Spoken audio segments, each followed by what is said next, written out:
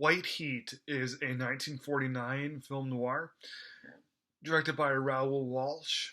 It stars James Cagney, Edmund O'Brien, Virginia Mayo.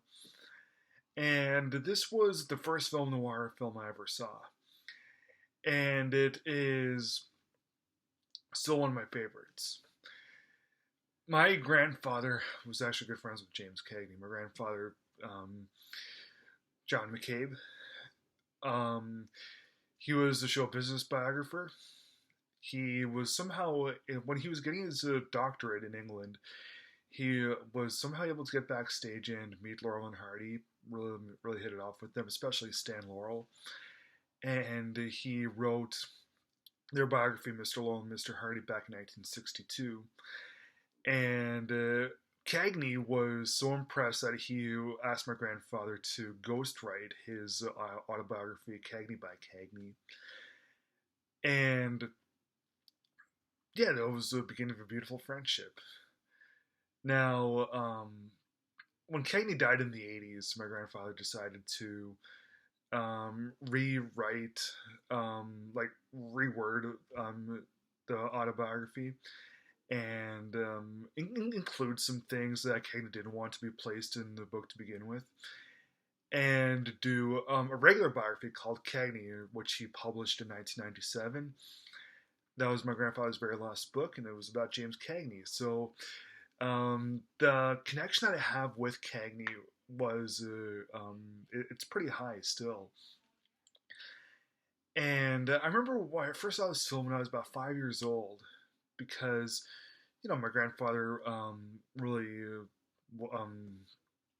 he he wanted to expose me and my brother to such a great actor, and to this day I still find White Heat to be not really the best film noir, but I do think that it has the best performance of any film noir that's ever been around.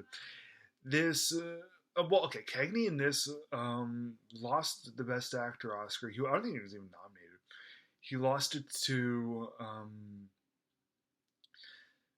Broderick Crawford for All the King's Men, which is a great film in its own right, but I still think that this one was simply better.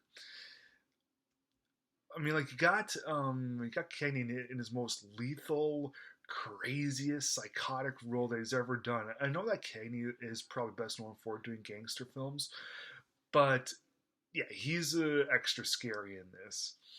He plays this murderous gangster named Cody Jarrett, who he has a wife that he loves, and but he's kind of disloyal to his henchmen, and he loves his mother more than anyone in the world. So the cops do really all they can to bring him down, whether it's infiltrating from the inside or whatever. They're all these honest cops, and yeah, Cody Jarrett's able to always stay one step ahead of them and really overpower them like all the time, and that's kind of unoriginal. Like it's just a straight up cops and robbers kind of film. It sounds like that way written on paper, but it's pretty complex in terms of its characters and its and the way that everything unfolds. I remember when I first saw this when I was 5, and yeah, Cagney in this really struck a chord with me because he's so scary, he's so psychotic, and I still do consider this to be one of the best performances of mentally of someone who's just a total nutcase. It's pretty violent. It's from 1949, as I said, and yeah, he's just the personification of just pure evil. Well, except for his mother. Like you got the scene near the end where the plant is about to explode, and he says, "Man, ma, top of the world," and it's quite a scene. Or like when he finds out in prison some bad news, and he just goes crazy. Um, yeah, that was all done in one take. No one expected anything to happen, and yeah, Cagney was just simply the best. So I've seen quite a few Cagney films,